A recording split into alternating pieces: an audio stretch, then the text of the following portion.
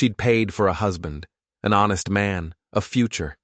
What she got was a ghost waiting on a dusty platform. The stagecoach wheels screamed to a halt, kicking up a cloud of red dirt that tasted of endings and beginnings. Eleonora Nora Whitman stepped down, her legs shaking from the journey, but her spine straight as a rifle barrel. It was spring of 1875, and this was Dustwell, a place that felt more like an idea than a town. A place where the sun baked the truth right out of you. In her pocket, her fingers found the letter. It was worn soft as a prayer, the ink a faded promise. It was signed Thomas Gray. He described himself as a simple man, a farmer with steady hands and a quiet disposition. He wanted a wife, not for romance, but for partnership, to build something solid in a world that felt like it was crumbling. For Nora, who had watched her own world burn to ash, solid was the most beautiful word she'd ever read. She scanned the platform, searching for the man from the letter. A man in a plain suit, maybe. A man with kind, tired eyes. Instead, her gaze locked onto him. He wasn't waiting on the platform. He was mounted on a chestnut horse, sitting so still he could have been carved from the unforgiving landscape itself.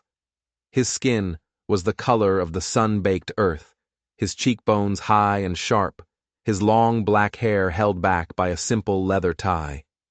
He wore moccasins, not boots, and his silence was a language all its own. This could not be Thomas Gray. This was a man of two worlds, and she was a stranger to both. Her heart began to hammer a frantic rhythm against her ribs. The depot master, a woman with a face like a clenched fist, saw Nora looking. She didn't offer a greeting.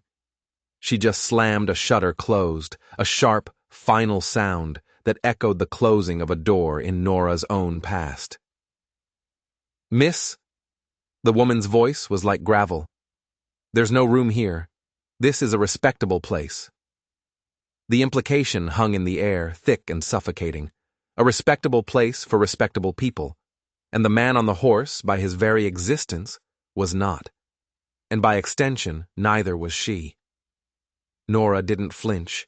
She'd faced worse than a sour-faced woman in a dead-end town. She moved toward a pile of straw in the corner, ready to wait, ready to figure out this terrible, terrible mistake. But before she could even set her bag down, the man on the horse dismounted. He moved with a liquid grace that was both beautiful and terrifying. He didn't walk. He flowed. He stopped a few feet from her, his presence a solid wall of silence. "You must be Miss Whitman," he said. His voice was low, a deep rumble like distant thunder, with an accent she couldn't place. It wasn't the voice of a farmer from Ohio. Nora's knuckles turned bone-white as she clutched the letter in her pocket. It felt like a lie now. A flimsy piece of paper against the hard reality of this man. You are Thomas Gray." The name felt foreign, ridiculous on her tongue. He gave a slight, almost imperceptible tip of his head. "That was the name I gave. My name is Toshin." Toshin. The name meant nothing to her. The man before her was a living, breathing question mark. He was half Apache, half shadow, and 100% not the man she had agreed to marry. The air in the depot grew thin, charged with unspoken judgment. The whispers started, little barbs meant to sting. "That Apache's got himself a mail-order bride. Poor thing. Doesn't know what she's gotten into." She wasn't just a stranger anymore. She was a spectacle. The white woman who'd been bought and paid for by a man who didn't belong. Bought by a man she did not know. A man who had lied to her before they had ever even met. Toshin ignored the whispers. He simply brought his horse closer and offered her the reins. His eyes met hers, and in their dark depths she saw nothing. No apology. No explanation, just a calm, unwavering expectation. "Come," was all he said. Heat rushed to her cheeks, a hot tide of shame and fury. This was a trap. She should turn around, get back on the next stagecoach, and ride east until this whole nightmare was just a bad dream. She should scream. She should run. But running was what she'd been doing for a year. Running from the fire, from the whispers, from the ghost of a man named Jeff. Running had brought her here. Maybe it was time to stop running. She swallowed the tremor in her throat, lifted her chin, and took the reins. With a grace she didn't know she possessed, she swung into the saddle behind him, her small bag clutched in her hand. As his horse moved, she held onto his waist, her fingers brushing against the hard muscle of his back. The town of Dustwell watched them go, their silent judgment following them like a pack of wolves. The ride was a silent eternity. For nearly 2 hours, Toshin said nothing. He simply navigated the rugged terrain, his body moving in perfect sync with the horse beneath them. Nora sat stiffly, a universe of questions swirling in her mind. Who was this man? Why had he lied? What kind of life awaited her at the end of this dusty trail? Finally, they crested a ridge. Below them, the San Pedro River snaked through the valley, glittering like a broken mirror in the fading light. The world opened up, vast and empty and beautiful. It rained last night, Toshin said, his voice startling her out of her thoughts. Makes the river high. It was such a simple, practical thing to say. It wasn't an apology. It wasn't a confession. It was just a fact. She looked down at the rushing water, feeling impossibly small, a tiny speck in this immense wild land. The ghost of Jeff, the smell of smoke, the life she'd fled, it all seemed 1,000 miles away. The sky is clear now, she offered, her own voice sounding thin and reedy. He nodded. Morning sun makes hard things look different. His words were strange, layered with a meaning she couldn't quite grasp. They weren't small talk. They felt like a piece of a larger truth. She found her courage, the little ember that had survived the fire. I didn't expect an Apache, she said, the words tumbling out, a mix of accusation and raw curiosity. She had built a man in her mind from newspaper print and ink, not from red clay and relentless sun. Toshin glanced over his shoulder, his dark eyes meeting hers. I wasn't sure you'd stay once you saw me. The raw honesty of it stole her breath. He had known. He had gambled on her desperation, or her character, or maybe something else entirely. I thought I should stay, she stammered, then found her footing. And see. In that moment, she admitted it to herself. She wasn't just running from something. She was running to something. A place that didn't demand perfection. A life that wasn't built on polite lies. She wanted truth, even if it was hard and sharp-edged, even if it looked like the man in front of her. He seemed to understand. He turned back and urged the horse down a narrow trail, weaving through prickly mesquite and scrub oak. She held tighter to his waist, the scent of dust and leather filling her senses. Down by the riverbank, nestled in a grove of cottonwoods, sat a small log cabin. Smoke curled lazily from a stone chimney. A simple corral and a lean-to stood nearby, sheltering a battered wagon and 2 other horses. It wasn't much, but it was real. He helped her down, his hands strong and gentle on her waist. She landed softly in the dust, the weight of her decision settling in her bones. This was it. This was her new life. He nodded toward the cabin. It ain't much, he said, his voice quiet, but it's mine. She stepped inside. The air was warm, smelling of pine and cedar and the faint, lingering scent of wood smoke. A simple table stood near the hearth. Shelves held a few well-used pots and pans. A single window looked out over the river, framing the vast, empty horizon. It was a space built for survival, not comfort. Practicality, not pretense. She took the letter from her pocket, the one signed by a man named Thomas Gray, and placed it on the table. It was a flimsy bridge from her old life to this one.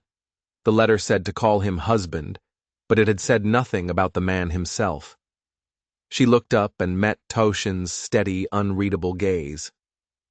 "Thank you," she said, though she wasn't entirely sure what she was thanking him for. For the ride? For the cabin? For the truth?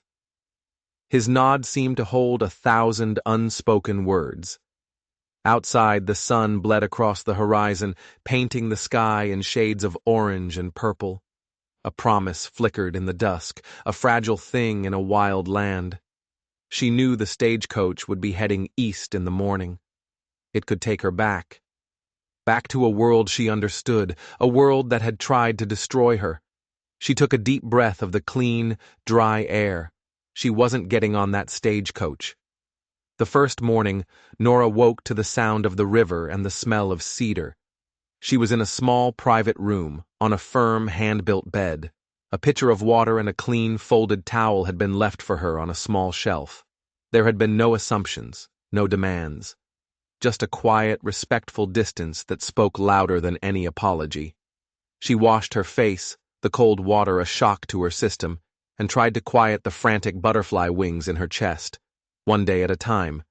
That's how she had survived the last year. One breath, then the next. When she stepped outside, Toshin was chopping wood, the rhythmic thunk of the axe a steady heartbeat in the morning quiet. He paused, seeing her. "Slept all right?" he asked. She nodded. "Thank you for the room."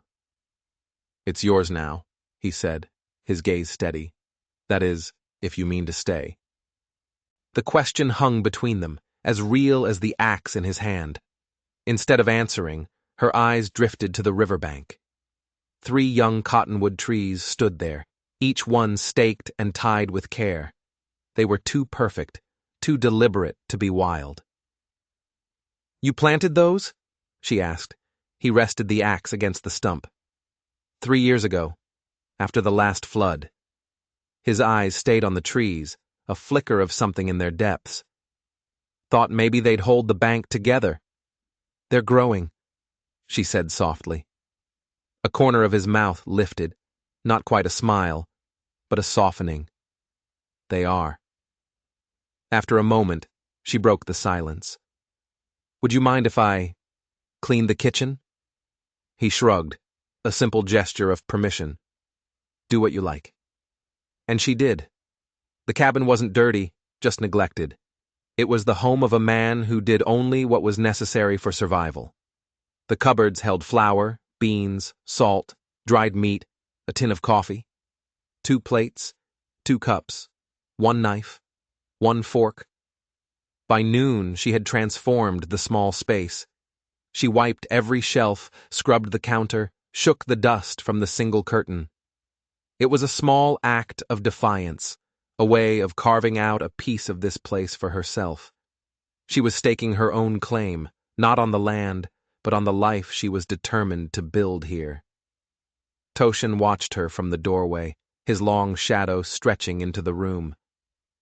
"You work like someone used to more than quiet." "I grew up with 4 sisters," she said, not turning around. "There wasn't much quiet." "No brothers?" "No, only us." She paused, her hands stilling. "All gone now." She left the words hanging there, a stark, lonely monument to her past. He didn't press for more. Later that afternoon, she found a small garden plot beside the cabin, choked with weeds and the dead stalks of last year's crop. On instinct, she knelt and began to pull, the familiar motion a comfort to her restless soul. She was lost in the work when a voice piped up from the fence line. "You'll have no luck growing anything in that soil without turning it first." Nora looked up, startled. A young girl, maybe 10 or 11, was perched on the fence like a sparrow. She was thin, with bright, intelligent eyes and 2 tight black braids. Nora stood, brushing dirt from her skirt. "And how would you know that?" The girl grinned, a flash of white in a dusty face. "Because I helped Toshin plant it 2 years ago. He never turns it proper." Nora couldn't help but smile back. "What's your name?" "Luca," the girl said, hopping down from the fence. She was barefoot, her toes wiggling in the dirt. My mama was Mexican. My daddy was Apache. Both dead now. Toshin feeds me sometimes. The matter-of-fact way she said it, without a hint of self-pity, struck Nora to the core. This land was hard, and it made hard children. Well, Luca, Nora said, her voice softening, if you know so much about gardening, I could use your help. Luca's grin widened. You got any chickens? Not yet. Good, she declared. Chickens are mean. They worked together until the sun began to dip below the horizon, their easy chatter filling the silence. Nora hadn't felt this light, this unburdened in years.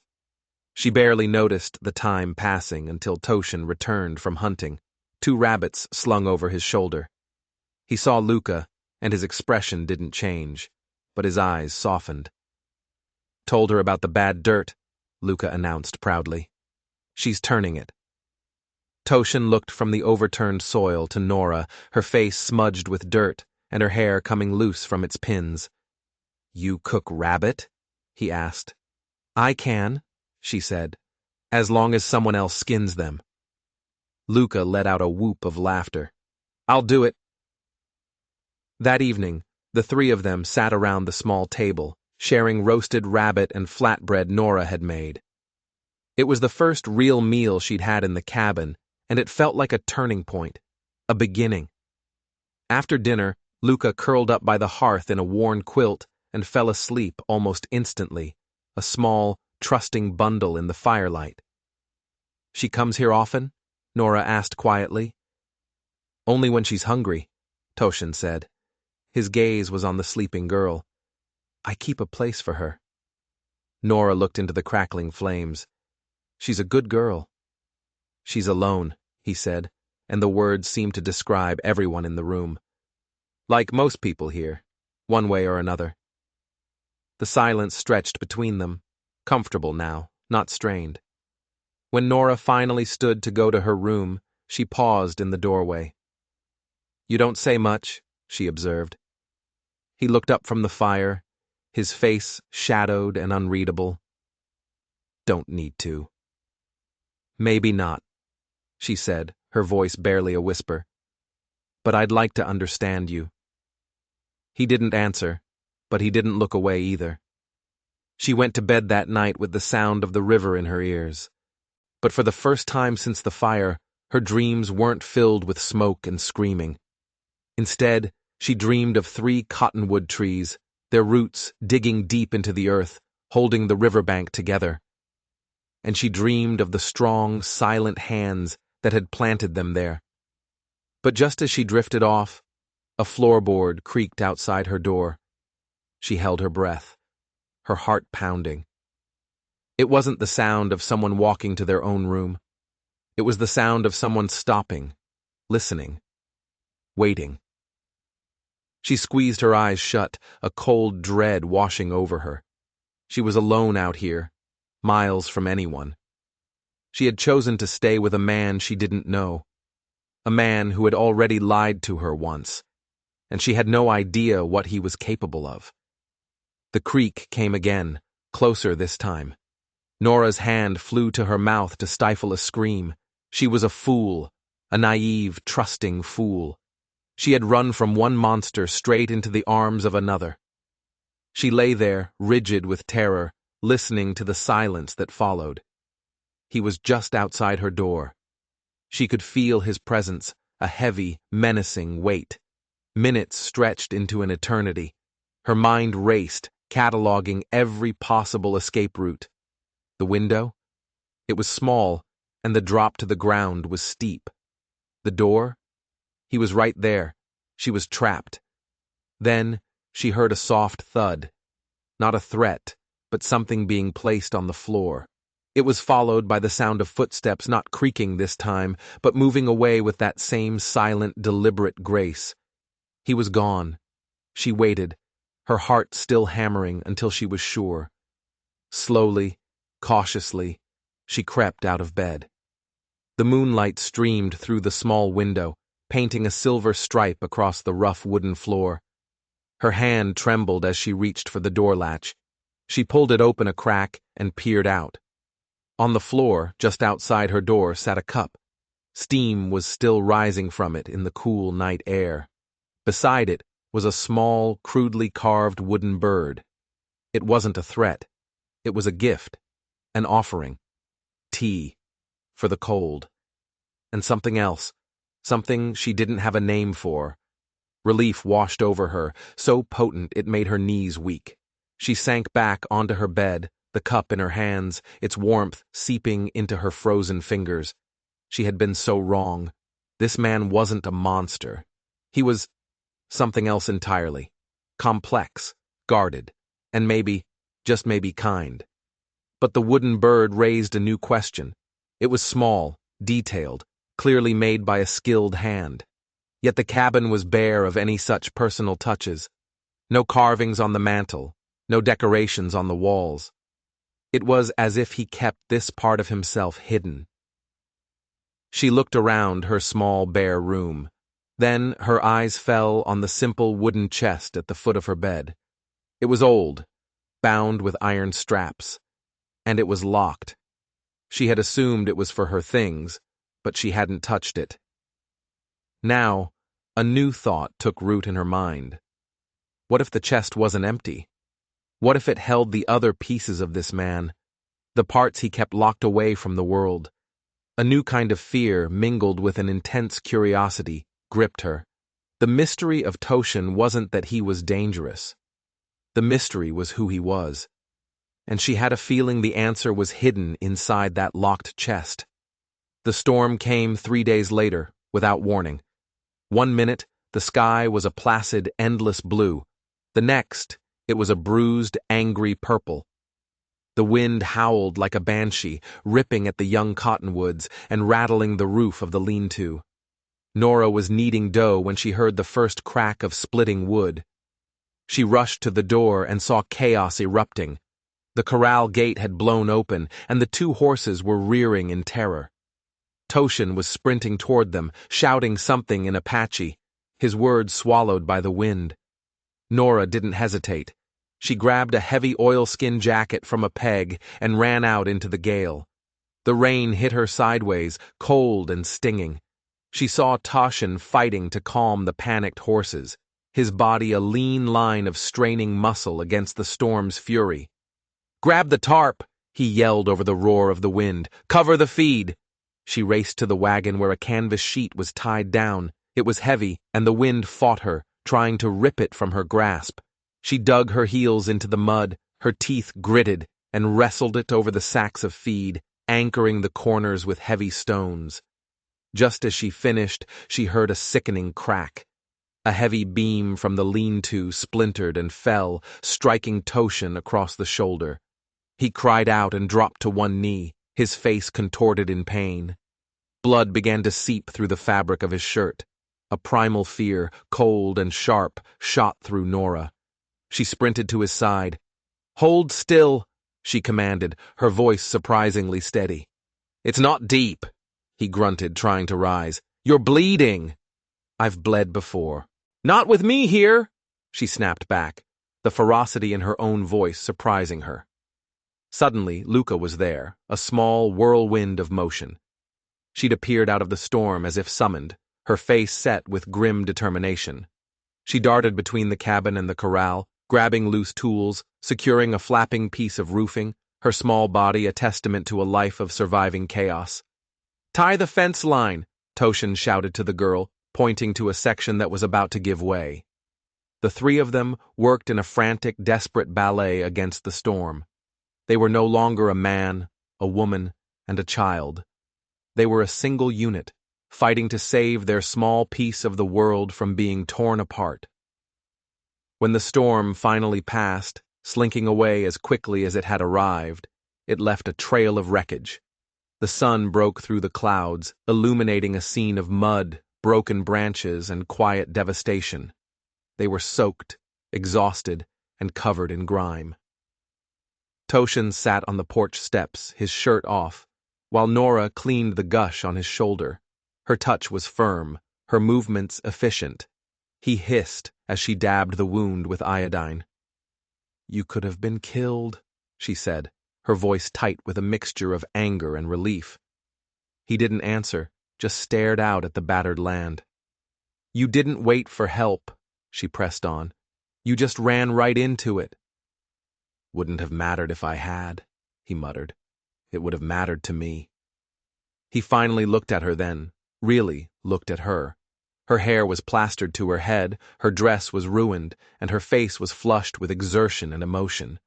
And in her eyes he saw not fear, but a fierce, protective fire. You're not afraid, he said, a note of genuine surprise in his voice. I've been afraid before, she replied, her gaze unwavering. This is different. He winced as he leaned back against the post. That fire, he said softly, his voice a low rumble. The one you don't speak of. I see it in your eyes sometimes. Nora froze, her hands stilling. How could he know? How could this silent stranger see the scars on her soul? I saw it once, he continued, his eyes distant. In a man who came back from the war. He'd survived. His house hadn't. The dam inside her broke. The story she had held captive for so long, the story that had defined her, came pouring out. It was my husband, she whispered, the name like ash in her mouth. Jeff. Toshin listened, his silence an invitation. He drank. When he drank, he became a different person, a monster. He thought I was unfaithful. He thought I smiled too much at the grocer. He was jealous of the sun for shining on me. She took a shuddering breath. One night, he locked the doors from the outside. He poured lamp oil all over the floors, and he lit a match. Toshin's breath hitched, the only sound in the quiet aftermath of the storm. I got out, she continued, her voice hollow, through a back window, but my younger sister, Annabelle, she was visiting. She'd fallen asleep in the guest room. I didn't know. Her eyes were focused on the river, but she was seeing flames. They said she died in her sleep from the smoke. I pray to God that's true. You carry her still, he said. Not a question, but a statement of fact. I do, she choked out. And I carry the look my father gave me at the funeral, like I was the one who lit the match. A long, heavy silence settled between them. The air was thick with their shared pain, two broken people sitting on a porch in the middle of nowhere. Then Toshin did something that changed everything. He reached out, not to touch her, but he shifted on the step, turning his body fully toward hers, a silent gesture of witness, of seeing. My wife, he said, his voice rough with an emotion she couldn't name. Nita, she died, the fever, took her and our son in the same winter. Nora stared at him, her own grief momentarily forgotten. Nita, the name he'd murmured in his delirium, a wife, a son. The chest, she whispered, understanding dawning. The locked chest. He nodded slowly. Her shawl, his first pair of moccasins, the things I couldn't let go of. He looked at his hands. They sent me to the mission school when I was a boy. Cut my hair. Changed my name to Thomas. Taught me to hate the Apache in me. When I finally left, I went back to my people, but I wasn't one of them anymore. I was a stranger. Nita. She was the only one who saw me. All of me. He finally met her eyes, and for the first time, she saw past the stoic mask to the raw, aching heart of the man beneath. He was a ghost, just like her, haunted by a past he couldn't escape. I came here to be alone, he said, to build a place where the ghosts couldn't find me. And did they? She asked softly. They were always here, he admitted, until you. In that moment, something shifted. The air between them was no longer empty. It was filled with a fragile, tentative understanding. They were two survivors, two halves of a whole, broken story. You should rest, she said gently, her voice thick with unshed tears. You've earned it. He stood, favoring his injured shoulder. Before he went inside, he turned back to her. "You could have run during the storm," he said. "I could have," she agreed. "But you stayed." "I did." "Why?" She met his gaze, and for the first time she gave him the whole, unvarnished truth. "Because for the first time since the fire, I felt like I was running toward something, not away." He held her gaze for a long moment, a silent conversation passing between them. Then he gave a single, slow nod and disappeared inside the cabin. Nora stayed on the porch, watching the stars prick the darkening sky one by one. The cottonwoods trembled in the breeze, their leaves battered but their roots holding firm. They hadn't broken, and neither had she. The Dustwell Spring Festival arrived on a wave of warm breezes and the smell of roasting pork.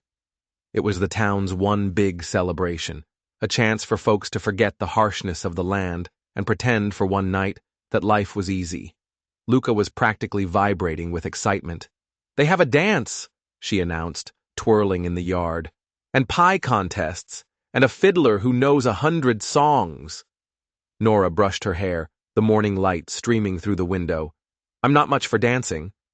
"But you could wear the blue dress," Luca insisted. The dress was a gift from Esther Caldwell, the gruff, surprisingly kind shopkeeper. It was a simple gingham, faded from the sun, but still lovely. Wearing it felt like accepting a place in this community, a place Nora wasn't sure she'd earned. More than that, it meant going into town, into the heart of the judgment and whispers. "I wouldn't go without Toshin," she said quietly. Luca's face fell. "He won't go. He never does. People stare, or they act like he's invisible." Later, Nora found Toshin by the river, reinforcing the fence line damaged in the storm. The scar on his shoulder was a pale pink line against his sun-darkened skin. "You're not going to the festival," she said, stating the obvious. He shook his head, not looking at her. "Never saw the point in making myself an exhibit." "You wouldn't be an exhibit," she countered. "You'd be a man, with his wife." The word hung in the air between them. He stopped his work, his hand stilling on the wooden post. "I never asked you to call yourself that." "No," she said, her voice stronger than she felt. "But maybe I want to." He finally looked at her, his dark eyes searching her face. The wind whipped a strand of hair across her cheek, and she didn't brush it away. "What would it change?" he asked, his voice low. "Nothing," she said. "And maybe everything." That evening she wore the blue dress. She rode into Dustwell alone, her heart a nervous drum against her ribs. Luca had braided her hair, tucking a wildflower into the ribbon. The town square was a swirl of lantern light and laughter. The fiddler was playing a lively tune, and for a moment, Nora felt a pang of longing for a simpler life, a life where she could dance without a care in the world. People noticed her arrival. There were a few polite nods, but mostly she was met with averted eyes and sudden hushed conversations. She was the Apache's woman, an outsider. But then Esther Caldwell bustled over, her hands covered in flour and her smile as wide as the horizon. "Well, look at you," she boomed, "like spring itself just rode into town." Esther's simple, unconditional acceptance was a balm to Nora's frayed nerves. She spent the next hour helping judge the pie contest, making polite conversation, and holding her head high. That's when Virgil Kane found her. Kane was the wealthiest rancher in the valley, a man whose power was as vast as his land holdings. He was big, clean-shaven, and carried himself with an air of absolute ownership. He tipped his hat, his smile a predatory slash. "Evening, Miss Whitman, or should I say Mrs. Gray?" The way he said the name, Toshin's false name, was a deliberate insult. Nora's spine stiffened. "You may say what you like, Mr. Kane. I have to say," he drawled, stepping closer, his presence overwhelming. "You're a braver woman than most, choosing a man like that." A man like what? She asked, her voice cold as river stone. He leaned in, his voice dropping to a conspiratorial whisper. I ain't talking about his blood, ma'am. I'm talking about his kind. He don't belong in a civilized town. He belongs in the dirt with the rest of the savages. Rage, pure and hot, flooded Nora's veins. He is more of a man than anyone I have met here, she said, her voice shaking with fury. Virgil's eyes narrowed into angry slits. You best remember which side of the river your safety is on, little lady. Out there with him, anything could happen. It wasn't a warning, it was a threat. I know exactly which side I'm on, she said, meeting his glare without flinching. And I chose it. He was about to retort, his face flushed with anger, when a new voice cut through the noise of the festival. That's enough. The crowd parted. Toshin stood at the edge of the square. He hadn't ridden in. He had walked. He held his hat in his hands, his face a calm, unreadable mask, but his eyes were locked on Virgil Kane, and they burned with a cold, dangerous light. Virgil turned, feigning surprise. Well, well, look what the cat dragged in. Didn't see you there, Gray. You saw me, Toshin said, his voice quiet but carrying with deadly clarity. Now step away from my wife. My wife. The words echoed across the silent square. It was a declaration, a line drawn in the dust. Virgil hesitated, sizing Toshin up. Then he let out a short, ugly laugh. Whatever you say, savage. He turned and swaggered off, melting back into the crowd. Nora stood frozen, her heart pounding. Toshin walked toward her, his eyes never leaving hers. I thought you said you weren't afraid, he murmured as he reached her. I'm not afraid, she whispered, her voice trembling. I'm angry. He took her hand, his fingers warm and strong around hers. Good, he said. Anger keeps you warm. They didn't dance, but they stayed. They shared a plate of food, a silent, powerful statement to the entire town. They were together. They were a unit. When they finally rode home under a canopy of brilliant stars, Nora leaned against Toshin's strong back, the warmth of his body seeping into hers. I didn't come for the town, he said into the quiet of the night. I came for you. The words were simple, but they landed in her heart like a revelation. He hadn't come to fight or make a statement. He had come because she was his, and he was hers. When they arrived back at the cabin, they found something on the porch, a small bundle wrapped in cloth. Luca had left it for them. Inside was a drawing, a child's simple sketch of 3 figures, a man, a woman, and a girl, standing under 3 tall cottonwood trees. Nora pressed the drawing to her chest, a lump forming in her throat. This land, this cabin, this strange, silent man. It wasn't borrowed anymore. It was home. But as she looked out into the darkness, a flicker of movement at the edge of the woods caught her eye, a shadow detaching itself from the other shadows. It was too far to see clearly, but she could feel the weight of a hostile gaze. Virgil Kane's threat echoed in her mind. Anything could happen. They weren't just being watched. They were being hunted. And the quiet life they were trying to build was about to be consumed by fire. The fire came in the dead of night, a hungry orange beast crawling over the distant ridge. Nora woke to the smell first, acrid and sharp, the smell of rage, not warmth. She sat bolt upright, her heart seizing in her chest. It was the smell from her nightmares. Through the window, the sky was a terrifying, pulsing orange. Toshin was already awake, pulling on his boots, his movements swift and economical. It's the feed shed, he said, his voice grim. North side of the river. Is it yours? She asked, her voice tight with dread. No, but the wind's pushing it south. He didn't need to say more. If the fire jumped the river, it would devour everything in its path. Their grasslands, their fences, their cabin, their lives. She threw a shawl over her nightdress and followed him into the chaos. The air was thick with smoke that burned her lungs and stung her eyes. In the distance, she could see another glow. Virgil Kane's main barn was also ablaze. Luca appeared out of the smoky darkness, her face pale with fear. "I saw it from my aunt's roof. It's everywhere." Toshin saddled his horse with a desperate urgency. "Stay here," he commanded Nora. "No," she said, her voice firm. There was no more running, not for her. "We'll help!" They rode into a living hell.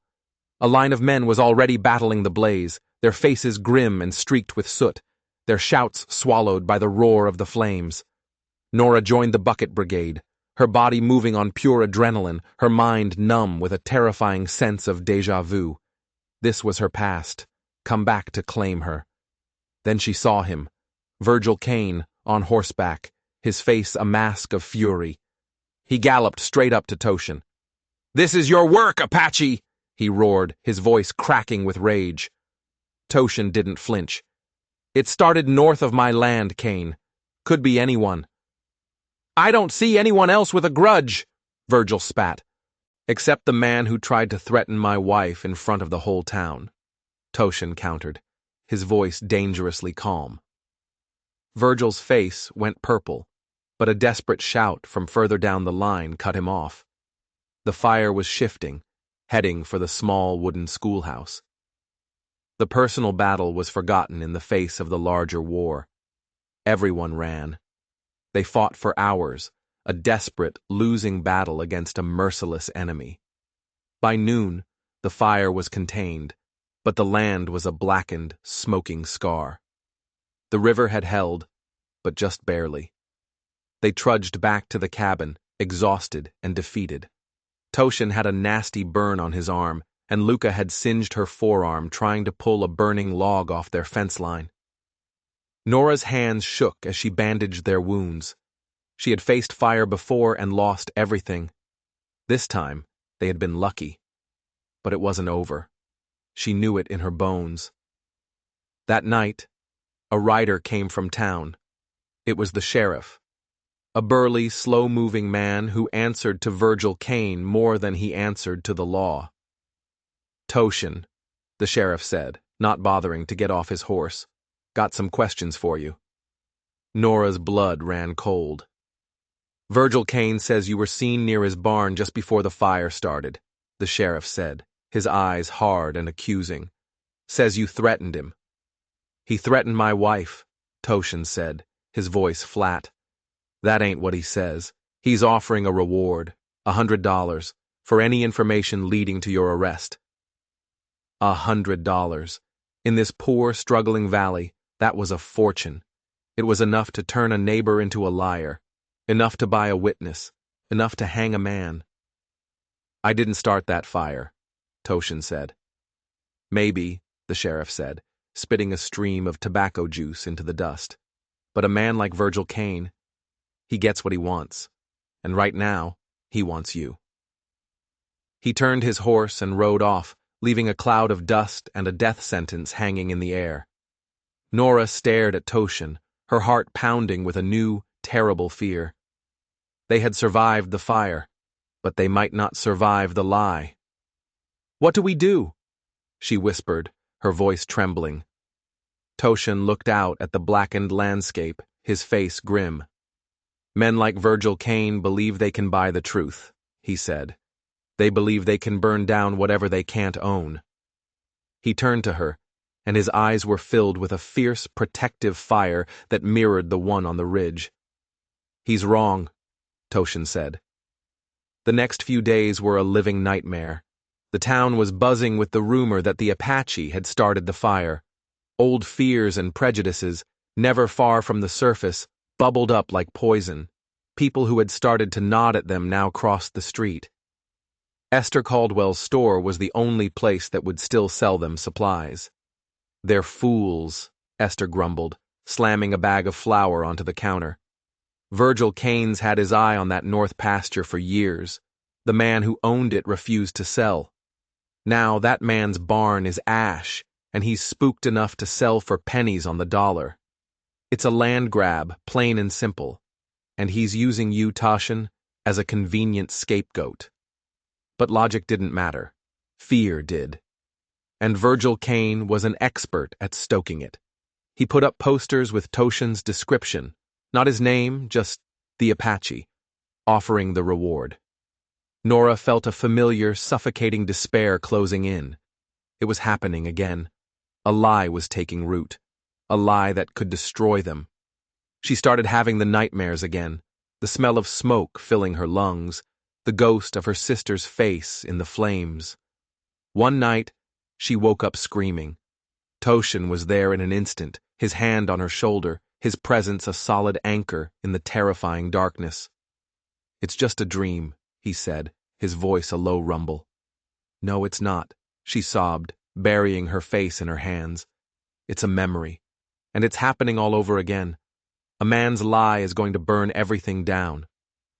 He sat on the edge of her bed, his silence more comforting than any empty platitude. "I won't let him win, Nora," he said, his voice fierce. "I won't let your past become your future." But how could they fight? It was their word against Virgil Kane's fortune.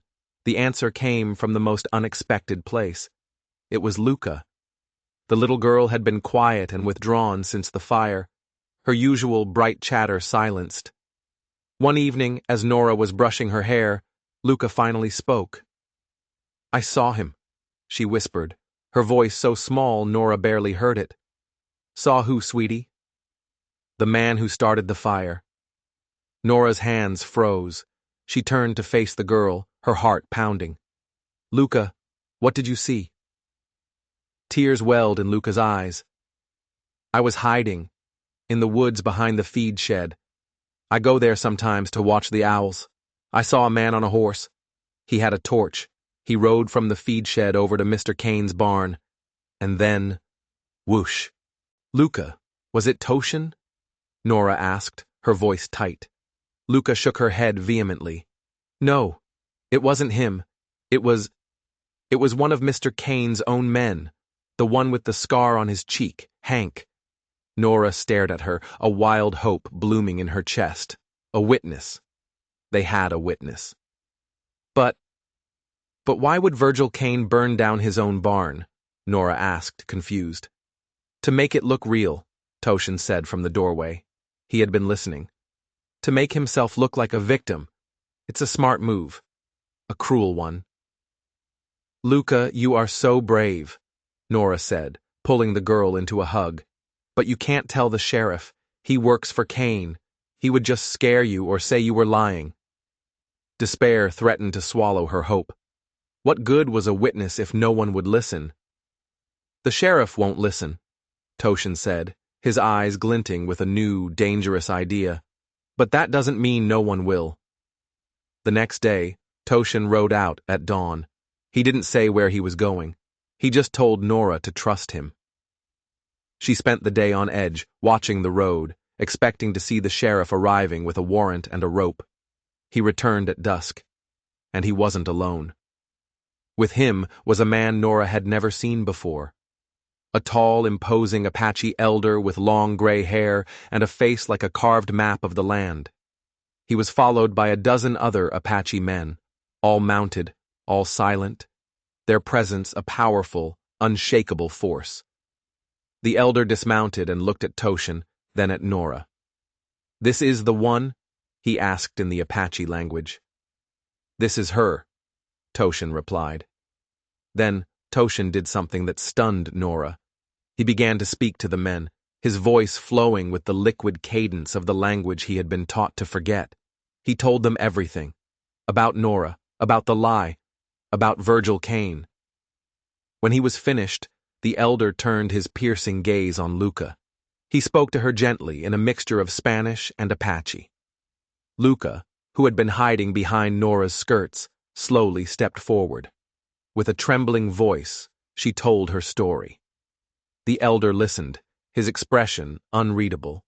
When she was done, he placed a hand on her head.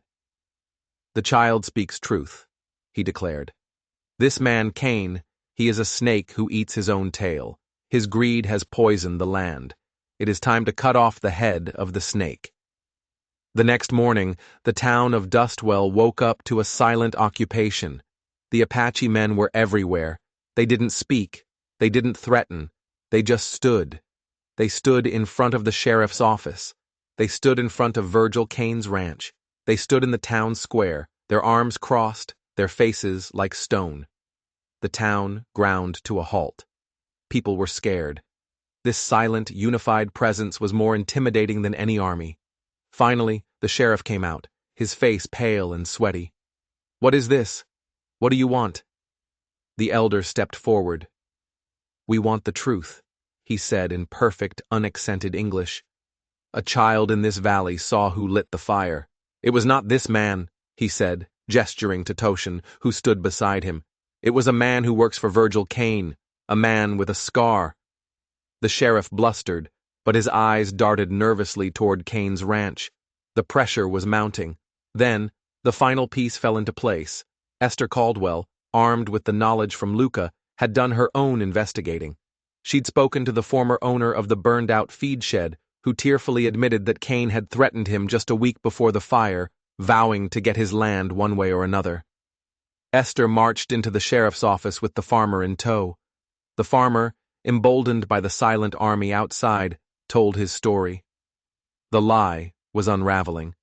The truth, backed by the unshakable presence of the Apache and the fierce tenacity of a shopkeeper, was finally coming to light. Cornered, the sheriff had no choice. He rode out to Kane's ranch, not with a question, but with a warrant. They found Hank, the man with the scar, trying to flee. When questioned, he broke down, confessing that Kane had paid him to set both fires, promising him a bonus for framing the Apache. Virgil Kane was arrested. The snake had been deheaded. It wasn't a loud victory. There were no cheers. But as the silent Apache warriors melted back into the hills, a profound shift occurred in the valley. They had not just saved a man. They had changed the balance of power. They had shown the town that truth couldn't be bought, and justice didn't just belong to the rich and the powerful. That evening, Nora stood with Toshan and Luca by the 3 cottonwood trees. The setting sun cast long shadows across the recovering land. "You never told me you could do that," she said softly. "Summon an army." He looked at the hills, his ancestral home. "They are not my army. They are my people. I had forgotten that. You and Luca. You reminded me who I am." He turned to her, and for the first time she saw not a hint of a smile, but a full, genuine one. It transformed his face, chasing away the ghosts. "I think it's time we got married," he said. "Properly." She laughed, the sound bubbling up from a place of pure joy. Tears streamed down her face. "I thought we already were." "Not properly," he said, taking her hand. "I planted these trees for something real. For a family I thought I'd lost forever." He squeezed her hand. "Let's give them something to shade." She looked from his smiling face to the brave little girl standing beside them, and then down at her own hands. A new, quiet flutter had started in her belly a few weeks ago, a secret she had been holding close, a tiny, hopeful spark in the darkness. "Yes," she whispered, placing his hand over the secret she carried. "Let's—" Their wedding was not in a church. It was under the open sky, beneath the branches of the 3 cottonwood trees, which had become the symbol of their resilience. Esther Caldwell was there, beaming, with a freshly baked loaf of sweet bread. Old Mr. Brewster, the mailman, stood quietly, his hat in his hand. Luca, acting as both bridesmaid and officiant, had woven wildflowers into Nora's hair. Toshin took Nora's hands. His were calloused and strong, hers were trembling slightly. "I came here to be alone," he said, his voice clear and steady, carrying on the breeze. "But you showed me that a home is not a place you build with walls. It's a place you build with people. I promise to stand with you, even when the wind blows and the fires come. Especially then." Nora's heart felt too big for her chest. I came here with nothing but the ashes of my past, she said, her voice thick with emotion. But you saw me, not as a broken thing, but as a woman. You gave me a place to put down roots, and I promised to tend to them, and to you, for all of my days. They sealed their vows not with a kiss, but with the quiet pressing of their foreheads together, a silent acknowledgement of the two broken souls who had found a way to become whole again. Life on the riverbank settled into a new rhythm. The valley, humbled by the fire and the quiet strength of the Apache, began to change. The whispers didn't disappear overnight, but they softened. The glares were replaced by hesitant nods. Luca thrived. With the shadow of fear lifted, her bright spirit shone. She announced one evening, with her typical matter-of-factness, "So now I call you Mama?" "If you want to," Nora had said, her heart aching with love for this fierce, wild girl. "Good," Luca had replied, "because I already started." That fall, as the valley turned to gold, Nora's secret began to show. When she finally told Toshin, he simply placed his hand on her growing belly, his eyes wide with a wonder he couldn't hide. "I never thought," he started, his voice thick. "Me neither," she whispered. When their son was born in the spring, with a head of dark hair like his father and a cry as strong as the river after a storm, they named him James, a simple, strong name for a new beginning. The first time Toshin held him, he rocked him gently and whispered to him in the soft, flowing words of the Apache, the language of his ancestors, a language of belonging. The old schoolhouse, its scorched walls repaired and repainted, reopened that fall, and its new teacher was Nora Gray. Her classroom was small, her students a mix of white and Mexican children, but under her patient guidance, it became a place of learning and acceptance. Luca, her oldest student, sat in the front row, her thirst for knowledge unquenchable. One afternoon, a letter arrived with the mail. It was postmarked from Kansas. Nora opened it, her brow furrowed in confusion. Inside was a newspaper clipping, an advertisement identical to the one she had answered over 2 years ago. "Seeking honest man in the West, tired of empty promises." Scribbled at the bottom of the clipping was a desperate, hurried note. "I answered an ad like this one. I am married to a rancher near Dustwell. His name is Miller. He is not a kind man. He has a temper like a sudden storm. I see the way your husband looks at you when you are in town. I see the way your daughter smiles. You have found a good life. I have found a cage. I am afraid. Is there any hope out here? Is there a place for a woman with nothing but the clothes on her back? A friend." Nora's blood ran cold. Miller, she knew him. A man with cold eyes and a cruel mouth. A friend of Virgil Kane's. A cage. The word was a punch to the gut. She knew that cage. She had lived in that cage. She looked out the window of her schoolhouse, at her daughter reading under a tree, at the smoke curling from the chimney of the home she had built with the man she loved. She saw her son sleeping peacefully in a basket by her desk. She had escaped. She had found her peace. But peace wasn't a fortress to hide inside. It was a light to share. That night, she showed the letter to Toshin. He read it, his jaw tightening. He looked at Nora, at the old fear flickering in her eyes, and he knew. "What do you want to do?" he asked. "I'm tired of running from the fire," she said, her voice filled with a new, unshakable strength. "This time, I'm running toward it." The next day, Toshin rode out, not toward the Apache camp, but toward the Miller Ranch. He didn't go with threats or weapons. He went with a spare horse. He waited by the road, a silent sentinel, until a terrified woman with a bruised cheek and desperate eyes slipped out of the house and ran to him. They brought her back to their cabin. They fed her, they clothed her, and they gave her a safe place to sleep. That night, 3 adults and 2 children slept under one roof, an unconventional and unbreakable family. A few days later, Nora wrote a letter of her own. She didn't address it to a newspaper. She sent it to her father, the man whose condemnation had haunted her for years. "Dear Father," she wrote, "I am no longer the woman you knew. I have a husband, a good man named Toshin. I have a daughter named Luca and a son named James. I am a teacher. This land is hard, but it is honest. I have faced fire, and I have learned that you can either let it consume you, or you can use its light to find your way out of the darkness. I have found my way. I hope, one day, you will find a way to forgive me. But even if you don't, know that I have finally forgiven myself." She sealed the letter and handed it to Mr. Brewster on his next round. As she watched him ride away, she felt the last of the old ghosts turn to dust and blow away on the western wind. She was no longer a victim. She was no longer a survivor.